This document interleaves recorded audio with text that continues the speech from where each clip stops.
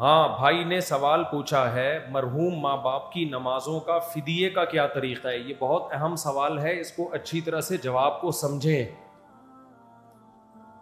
لوگ کیا کرتے ہیں, والدین میں سے کسی کا انتقال ہو گیا تو ان کی ساری زندگی کی نمازیں کاؤنٹ کرتے ہیں کہ کون کون سی نمازیں انہوں نے نہیں پڑھی ہیں.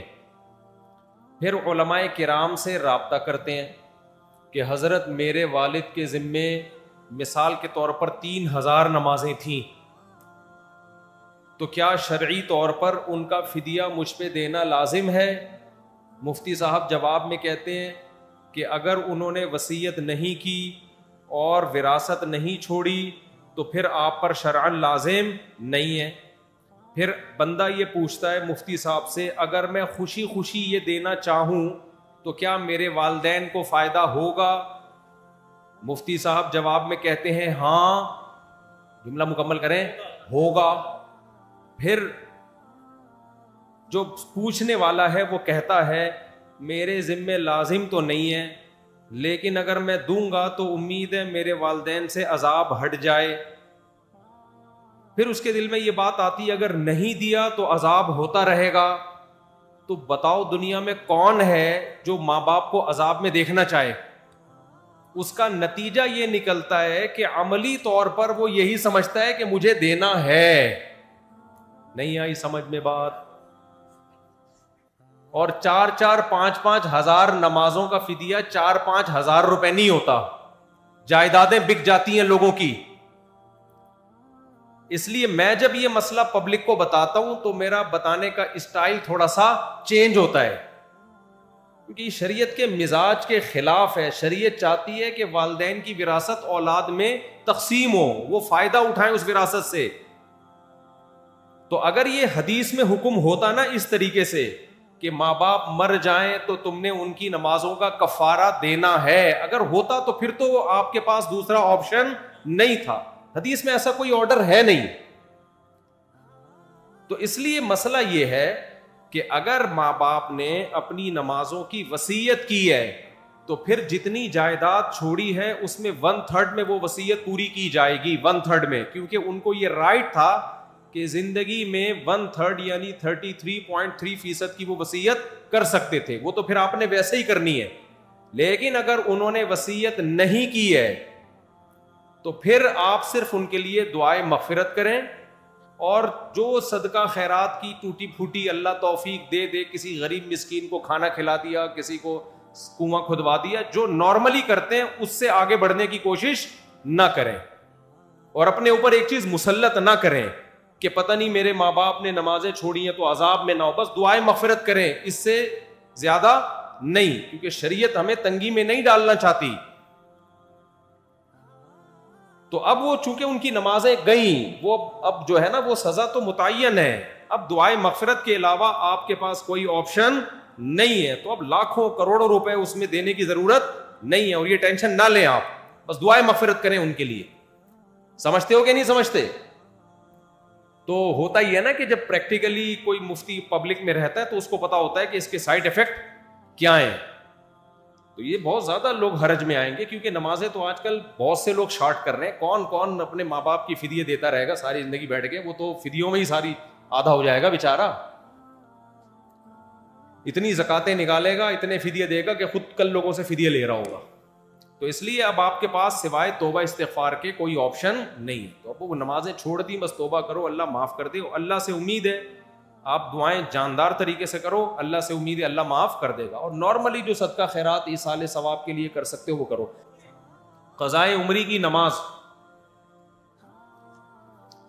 اس زمانے میں بعض مذہبی اسکالرز نے یہ کہنا شروع کر دیا ہے کہ قضائے عمری لازم نہیں ہے, ہر گناہ توبہ سے معاف ہو جاتا ہے. تو نماز اگر قضا ہو گئی, جان کر کسی نے قضا کر دی, تو اب توبہ سے معاف ہو جائے گی. اور وہ یہ دلیل دیتے ہیں کہ بھائی ہمارے پاس کوئی حدیث ایسی نہیں ہے جس میں پتہ چلتا ہو کہ نمازیں جب ہزاروں لاکھوں آپ کے ذمے ہوں تو قضا پڑھنا بھی ضروری ہے. ایسی ہمارے علم میں کوئی حدیث نہیں ہے. یہ ان لوگوں کا دعویٰ ہے, اور ان کی دلیل ہے جو کہتے ہیں کہ قضائے عمری لازم نہیں ہے. لیکن پوری امت کا اجماع رہا ہے ماضی میں کہ جب بھی آپ کے ذمے نماز قضا ہوگی آپ پر توبہ بھی لازم ہے اور نماز کی قضا لوٹانا بھی لازم. امام احمد ابن حنبل اس کے قائل ہیں کہ اگر آپ نے جان کے نماز قضا کر دی تو صرف توبہ کرنی پڑے گی, قضا نہیں کرنی پڑے گی. لیکن اس کی وجہ یہ نہیں ہے کہ قضا لازم نہیں ہے. وہ کہتے ہیں جب جان کے نماز قضا کر دی تو آپ اسلام سے ہی خارج ہو گئے, کافر ہو گئے, نکاح بھی ٹوٹ گیا. تو جب کافر سے مسلمان ہو گئے تو جس کافر نے نمازیں چھوڑی ہیں اس پہ نمازیں تھوڑی لازم ہوتی ہیں. تو وہ جو قول ہے نا کہ نماز جان کر قضا کی تو قضا لازم نہیں ہے, وہ ایک الگ قول کی بیس پہ ہے. وہ قول یہ کہ نماز جان کے چھوڑ دینے والا کافر ہے, تو ہم تو اس کو کافر نہیں سمجھتے, ورنہ 2-4 آدمی رہ جائیں گے جنت میں جانے کے لیے. کیا خیال ہے بھائی؟ اور سارا دن تجدید نکاح ہی ہوتا رہے گا. آج فلاں نماز چھوڑ گئی, چل بھی دوبارہ نکاح پڑا, فلاں نماز چھوڑ گئی تو دوبارہ نکاح پڑا. مہر دے دے کے آدھا ہو جائے گا کہ نہیں ہو جائے گا؟ تو اس لیے ہم تو جمہور کے قول کو لیتے ہیں, امام ابو حنیفہ کے, امام شافعی کے, امام مالک کے قول کو لیتے ہیں کہ نماز جان کر قضا کر دینے سے کافر ہونے کے قریب تو ہو جاتا ہے لیکن کافر نہیں ہوتا. تو جب آپ اس قول کو لیتے ہیں تو پھر اس قول میں تو یہ ہے کہ جب آپ نے جان کے نماز چھوڑی تو آپ مسلمان ہی ہیں. اب جب آپ دوبارہ توبہ کریں گے تو توبہ بھی کرنی پڑے گی اور نمازیں لوٹانی بھی پڑیں گی. تو جو لوگ یہ دلیل دیتے ہیں نا کہ اس کی کیا دلیل ہے کہ اتنے سالوں کی نمازیں قضا پڑھانی پڑیں گی, قضا لوٹانی پڑیں گی, آپ ان سے پوچھا کرو کہ اس کی کیا دلیل ہے کہ نہیں لوٹانی پڑیں گی. دلیل ہمیشہ اس سے پوچھی جاتی ہے جو دعویٰ کرتا ہے. دیکھو نبی صلی اللہ علیہ وسلم نے فرمایا البینۃ علی المدعی, صحیح حدیث ہے یہ, والیمین علی من انکر. دلیل ہمیشہ اس کے ذمے ہے جو دعویٰ کرے, اور جو دعوے کا انکار کرے اس سے صرف قسم لی جائے گی, اس سے دلیل نہیں پوچھی جائے گی. میں مثال سے بات سمجھاتا ہوں, آپ لوگ کا دماغ حاضر ہے کہ نہیں ہے؟ مثال سے سمجھاتا ہوں. آپ کا نام کیا ہے؟ امیر حمزہ صاحب. میں نے کورٹ میں کیس کیا کہ امیر حمزہ نے مجھ سے 2 لاکھ روپے لے کے کھا گیا ہے, دے نہیں رہا. امیر حمزہ 2 لاکھ روپے لے کے مجھ سے کھا گیا, دے نہیں رہا. میں ان کو کورٹ میں گھسیٹ کے لے گیا. کورٹ نے پوچھا امیر حمزہ کیا تو نے مفتی صاحب سے 2 لاکھ روپے لیے؟ امیر حمزہ کہے گا کہ میں نے نہیں لیے. میں نے جج صاحب سے کہا جج صاحب اس سے پوچھو اس کے پاس کیا دلیل ہے کہ میں نے اس کو 2 لاکھ روپے نہیں دیے. اس کے پاس کیا دلیل ہے؟ گواہ پیش کرے کہ اس نے مجھ سے 2 لاکھ روپے نہیں لیے. جج نے اس سے پوچھنا شروع کر دیا بتا بھائی تیرے پاس کیا دلیل ہے کہ تو نے نہیں لیے. تو جج کو دماغی علاج کی ضرورت ہے یا نہیں ہے؟ ویسے تو ججوں کو ہوتی, استغفر اللہ, یعنی جج کو دماغی علاج کی ضرورت ہے یا نہیں ہے؟ اس سے پوچھ رہا ہے کہ تیرے پاس کیا دلیل ہے کہ تو نے نہیں لیے. ابے نہیں لینے کی دلیل نہیں ہوتی, دلیل اس پہ ہوتی ہے دیے ہیں. جج مجھ سے پوچھے گا تمہارے پاس کیا دلیل ہے کہ تم نے دیے ہیں, تم گواہ لے کر آؤ. میں کہوں میں جب دے رہا تھا میرے پاس گواہ تھوڑی تھے, اس کے بولو گواہ لے کر آئے کہ اس نے نہیں لیے. ابے نہیں لینے پہ دلائل نہیں ہوتے, دلائل اس پہ ہوتے ہیں کہ میں نے دیے. ہاں میں نے 2 گواہوں سے ثابت کر دیا, جمشید اور غفار کو میں لایا, میں نے 2 گواہوں سے ثابت کر دیا کہ جج صاحب یہ دونوں گواہی دے رہے ہیں کہ فلاں تاریخ کو اتنے بج کے اتنے منٹ پر اس کو میں نے 2 لاکھ روپے دیے ہیں. اب یہ دعوے کی نوعیت چینج ہو گئی, میں نے ثابت کر دیا. اب یہ جواب میں کہہ رہے جج صاحب میں نے وہ 2 لاکھ منگل کو واپس کر دیے تھے. جج صاحب میں نے وہ 2 لاکھ روپے منگل کو واپس کر دیے. اب جج مجھ سے پوچھ رہا ہے تمہارے پاس کیا دلیل ہے کہ واپس نہیں کیے. اب یہ الٹا سوال ہو جائے گا. اب جج اس سے پوچھے گا کہ تم نے منگل کو واپس کیے, تمہارے پاس کیا دلیل ہے کہ تم نے واپس کیے, تم گواہ لے کر آؤ. اب مدعی کون بن گیا؟ یہ. تو جو دعویٰ کرتا ہے دلیل اس کے ذمے ہوتی ہے. اب قضائے عمری کے مسئلے میں سمجھو خوب اچھی طرح, تبھی تو ہم کہتے ہیں مجتہدین کو فالو کرو. ابو حنیفہ, شافعی, مالک, احمد بن حنبل یہ قرآن و سنت کو ہم سے زیادہ سمجھتے تھے. آج کل کے اسکالرز کے پاس حدیثیں تو ہیں, حدیث سمجھنے کے لیے جو کھوپڑی ہونی چاہیے نا, حدیث کا مطلب سمجھنے کے لیے جو سینس ہونی چاہیے, وہ سینس مارکیٹ سے شارٹ چل رہی ہے. تو قضائے عمری پر دلیل کی ضرورت نہیں ہے. دلیل ان لوگوں سے ہم مانگیں گے جو یہ کہتے ہیں کہ نماز جب قضا ہو جائے تو قضا پڑھنا ضروری نہیں ہے, صرف توبہ سے معاف ہو جائے گی. یعنی نماز پڑھے بغیر بھی ذمے سے ساقط ہو سکتی ہے. ہم کہیں گے اس کی کیا دلیل ہے قرآن و سنت میں کہ نماز آپ کے ذمے تھی اور آپ نے نہیں پڑھی تو وہ ذمے سے صرف توبہ سے ساقط ہوگی. دنیا میں کوئی بھی چیز جو آپ کے ذمے میں ہو صرف ایکسکیوز کرنے سے کبھی بھی ساقط نہیں ہوتی. میں نے اس سے 2 لاکھ روپے قرضہ لیا, میں نے کہا منگل کو دوں گا, ٹائم منگل کا تھا, بدھ کو تک میں نے ڈیلے کر دیا, تو قضا کر دیا نا. جب ایک چیز میں نے ڈیلے کر دی تو میں ایکسکیوز بھی کروں گا اور پیسے بھی دوں گا. اب یہ میرے پاس آئے کہ آپ نے پیر کا وعدہ کیا تھا مفتی صاحب, ابھی تک آپ نے میرے پیسے نہیں دی, میں سخت ٹینشن میں گیا ہوں. میں نے کہا میں بہت ایکسکیوز کرتا ہوں آپ سے, I am very sorry, I am sorry. کہہ کہ چلے ٹھیک ہے, آپ نے ڈیلے کر دیا, قضا کر دیا, ٹائم پہ آپ نے پے نہیں کیا, کوئی بات نہیں, اب آپ کے ذمے میں تو ہے نا, اب آپ دے دیں, میں معاف کرتا ہوں لیکن اب آپ دے دیں. میں نے کہا جب تو نے معاف کر دیا تو ساقط ہو گیا. وہ کہے گا بھائی میں نے ڈیلے کرنے کے جرم کو معاف کیا ہے, قرضہ معاف میں نے نہیں کیا. کیا دلیل ہے کہ میں نے قرضہ بھی معاف کیا ہے؟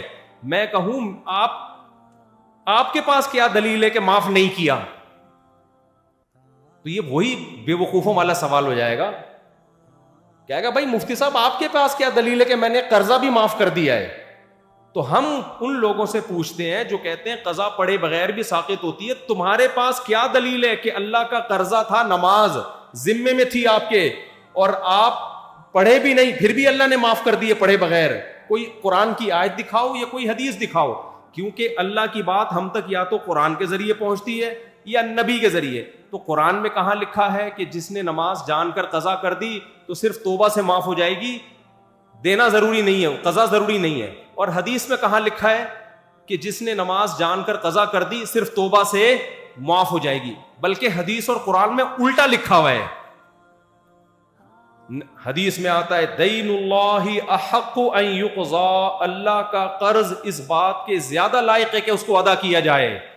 نبی سے جب بھی نماز قضا ہوئی ہے, چاہے جان کر ہوئی ہو, آپ ظاہر ہے جان کے ویسے نماز قضا نہیں کریں گے, لیکن جنگ میں آپ سے نماز قضا ہوئی, غزوہ خندق میں 4 نمازیں قضا ہوئی ہیں, تیروں کی برسات تھی, آپ نماز پڑھ نہیں پائے تھے, اور اس وقت اللہ نے سفر میں نماز کیسے پڑھی جائے یہ طریقہ بھی نہیں بتایا تھا کہ جنگ میں کیسے نماز پڑھی جائے, تو اس لیے آپ کی نماز قضا ہو گئی.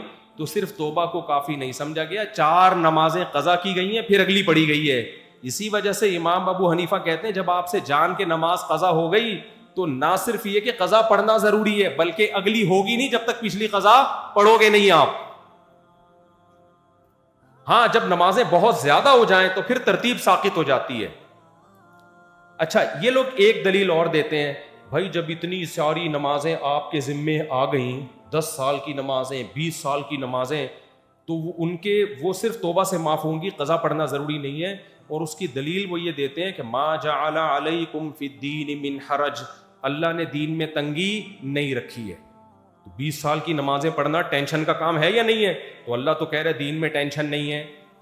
اس کا جواب یہ میرے بھائی کہ ہم اگر یہ کہہ رہے ہوتے ہیں نا 10 سال کی نمازیں ایک دن میں کمپلیٹ کر لے پھر ٹینشن ہوتی. علماء تو کہتے ہیں 10 سال کی نمازیں 10 سال میں کمپلیٹ کر لو میرے بھائی. اس کی مثال ہے آپ پہ 1 کروڑ کا قرضہ آ گیا, آپ نے کہا تھا منگل کو دوں گا, اب آپ دے نہیں رہے, تو جج کہتا ہے قسطوں میں دے دے بھائی. جج یہ تھوڑی کہے گا کہ معاف, کیونکہ قرضہ زیادہ ہے لہذا معاف.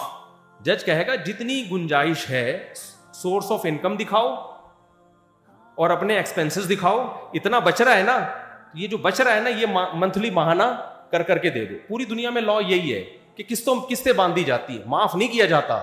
معاف جب ہی ہوگا جب صاحب حق معاف کر دے. تو جب اللہ کہہ دے کہ میں نے نماز ساقط کر دی ہے تو ہم کہیں گے بھائی نماز ساقط ہو گئی ہے, لیکن اب تک کی رپورٹ کے مطابق اللہ نے ایسا کچھ کہا نہیں ہے, نہ اللہ نے کہا ہے نہ اللہ کے نبی نے کہا ہے. تو حرج جب ہوتا جب علماء یہ کہتے کہ ایک ہی دن میں ساری نمازیں پڑھی جائیں گی. ایک دن میں نہیں, 10 سال کی نمازیں آپ کتنے دن میں پڑھیں؟ 10 سال میں پڑھیں. ہر نماز کے ساتھ ایک قضا کرنی. سمجھتے ہو کہ نہیں سمجھتے ہو؟ چلو بھائی اگلا سوال. اچھا میرے ہاتھ میں گزارش ہے کہ ایک بندے کو بیماری کی وجہ سے ختنہ کرانے سے روکا گیا تو اس کی کمائی کا کیا حکم ہے؟ ہاں بھائی, ختنے کا کمائی سے کوئی تعلق نہیں ہے. ایک آدمی نے ختنے کی, ایک قریبی دوست کو دعوت میں نہیں بلا سکا. ایک آدمی نے ختنے کی, قریبی دوست کو دعوت میں نہیں بلا, وہ ناراض ہو گیا. تو وہ گیا ہمارے حضرت کے کسی استاذ یا والد صاحب کے پاس. ہمارے حضرت مفتی رشید احمد صاحب کے والد جو تھے نا, بڑے خوش مزاج تھے. تو جا کے کہنے لگا اس نے ختنے کی دعوت کی, مجھے بھی نہیں بلایا. حضرت کے والد نے فرمایا اتنی سی بوٹی تھی, کس کس کو کھلاتا میرے بھائی؟ اتنی سی بوٹی تھی, کس کس کو کھلاتا؟ شکر کر نہیں بلایا. جی جی, شادی کے لیے دعا. اچھا میرے بھائی, جس کے ذمے قضا نمازیں ہوں اور رکاوٹ نہ کر سکتا ہو کتنے دن میں, تو کتنے دن ادا کرے؟ تو بھائی روزانہ ایک دن کی کم از کم نماز قضا کرے. فجر کے ساتھ فجر پڑھ لے, ظہر کے ساتھ ظہر پڑھ لے, اس طرح سے. کیا جنازے کے بعد شامل ہونے والے افراد کو کھانا کھلانا لازم ہے, بریانی وغیرہ؟ دیکھو ایک تو میت کے نام پہ کھانا ہوتا ہے, وہ تو ٹھیک نہیں ہے. لیکن بعض دفعہ یہ ہوتا ہے کہ رشتہ دار دور سے آتے ہیں تو بھوک کا ٹائم ہوتا ہے, وہ جنازہ دفنا کے آتے ہیں, ان کا پیٹ کمر سے چپکا ہوا ہوتا ہے, تو ان کو کھانا کھلانے میں کوئی حرج نہیں. اگر ان کو بھی نہیں کھلائیں گے تو 2-4 جنازے اور لیٹے ہوئے ہوں گے, کیونکہ ہم خود بھوکتے ہوئے ہیں. ہمارے ایک ریلیٹیو کا انتقال ہوا, ہم گئے کراچی سے ملیر لانڈھی, وہ بھوک سے حالت خراب ہوئی ہوئی تھی, دفنا کے آئے ہیں تو بھائی خود لگنے لگا کہ اب اگلا نمبر کس کا ہے؟ ہمارا ہے. تو کسی پڑوسی نے کھانا لگا دیا, ہم نے کہا اس کو اتنی دعائیں دی کہ اللہ تیرا بھلا کرے. تو ایسی ضرورت میں اگر کوئی کھانا کھلا رہا ہے تو میت کے اہل کھانا نہ کھلائیں, کیونکہ حدیث میں ہے کہ خود ان کو کھلاؤ, یہ غم میں ہے. لیکن اڑوس پڑوس کو چاہیے کہ جو مہمان آئے ہوئے ہیں دور سے اور کھانے کا ٹائم بھی ہو چکا ہے, بعض دفعہ ٹائم ہی نہیں ہوتا کھانے کا, پھر ضرورت نہیں ہے. کھانے کا ٹائم بھی ہے, دور سے آئے ہوئے ہیں تو ان کو بھوک لگ رہی ہے, تو ان کو کھلانے میں کوئی حرج نہیں ہے. تو وہ والا کھانا نہیں کہلائے گا جس کو میت کا کھانا کہتے ہیں, تو ضرورت کی وجہ سے. قرآن پاک میں ہے لیس علیکم ان تأکلوا جمیعا, اس سے معلوم ہوتا ہے کہ ساتھ کھانا اور اکیلے کھانے میں کوئی فرق نہیں ہے. اور حدیث میں ہے کلوا جمیعا ولا تتفرقوا, مطلب ایک ساتھ کھاؤ. دیکھو قرآن میں آتا لیس علیکم جناح ان تأکلوا جمیعا او اشتاتا, اس آیت کا ایک خاص مطلب ہے. جب یہ آیت نازل ہوئی نا کہ کسی کا مال ناحق طریقے سے مت کھاؤ, بہت شدید وعید ہے اسلام میں اس پر کہ کسی کا ایک نوالا بھی آپ حرام نہیں کھا سکتے. تو صحابہ ڈر گئے, انہوں نے کہا ہم تو رشتہ داروں کے ہاں جا کے مل جل کے کھاتے ہیں, تو ایسا نہ ہو کہ 2 نوالے ہم زیادہ کھا لیں, جتنا حق بنتا ہو اس سے ہم زیادہ کھا لیں. تو گھروں میں جا کے انسان بے تکلف ہو کے کھاتا ہے اپنے چچا خالہ پھپھی ماموں کے گھر نا. تو قرآن نے خوف کو ختم کر دیا کہ نہیں بھائی یہ تو تمہارے ریلیٹیو ہیں, ان کے گھر جا کے کھانے میں کوئی حرج نہیں ہے, وہاں کوئی نوالے گنتا تھوڑی ہے. تو لیس علیکم جناح ان تأکلوا جمیعا او اشتاتا, انڈیویجولی بھی کھا سکتے ہو انفرادی طور پر, اور مل جل کے بھی کھا سکتے ہو. تو اس میں کوئی 2 نوالے زیادہ کھا لیے کسی نے کم, اس سے کوئی فرق نہیں پڑتا. تو یہ تو ایک مسئلہ بیان کیا گیا کہ جائز ہے, باقی حدیث میں ترغیب ہے کہ اکٹھے کھانا یہ زیادہ بہتر ہے, اس سے برکت ہوتی ہے, محبت بڑھتی ہے.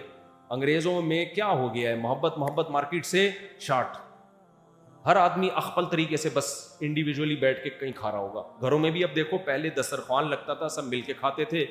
اب کیا ہوتا ہے, کچن سے سب نے اپنے سالن نکالا, کوئی ادھر صوفے کے نیچے گھسا ہوا ہے, کوئی بیڈ کے نیچے گھسا ہوا ہے, کوئی کچن میں گھسا ہوا ہے, ہر آدمی اپنے طریقے سے. تو اس سے محبتیں کیا ہوتی ہیں, ختم ہوتی ہیں. تو یہ غلط طریقہ ہے نا. باقی جائز یہ بھی ہے, سب طرح سے جائز ہے. کھانے کو فوکس کرو, طریقے کو فوکس مت کرو.